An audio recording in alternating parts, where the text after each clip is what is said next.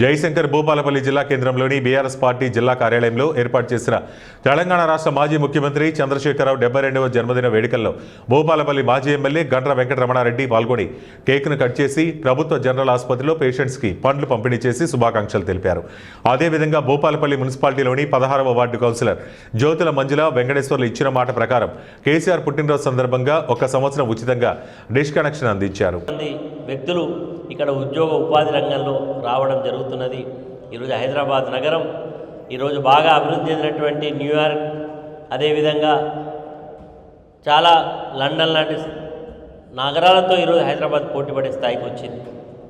అంతేకాదు ముఖ్యంగా రైతుల గురించి చాలా రాజకీయ పార్టీలు మాటలు చెప్పినాయి, కానీ ఎవరు కూడా ఏం చేయలే. మొట్టమొదటిసారిగా రైతు నాయకుడిగా ఉన్నటువంటి కేసీఆర్ గారు ఏ నాయకుడి యొక్క విన్నపాన్ని కూడా విన్నవించకుండా ఆయనే రైతు నాయకుడై ఎకరానికి 10,000 రూపాయల రైతు బంధించి రైతుల పాలిట ఒక బాంధవుడైండు. రైతులందరికీ కూడా ఒక పెద్ద నాయకుడిగా ఈరోజు మనం కొనసాగుతా ఉన్నాం. అంతేకాదు ఈ రాష్ట్రంలో ఉండేటువంటి భర్తలు చనిపోయినా, భర్తలు వదిలేసిన, వృద్ధాప్యం వచ్చిన వాళ్ళందరికీ కూడా ఒంటరి మహిళలకు పెన్షన్ ఇచ్చిండు. ఆ పెన్షన్ కూడా ఒక వ్యక్తి బతకడానికి సరిపోయేటువంటి 2,000 రూపాయల పెన్షన్ వచ్చింది. ఈరోజు దానివల్ల కేసీఆర్ గారు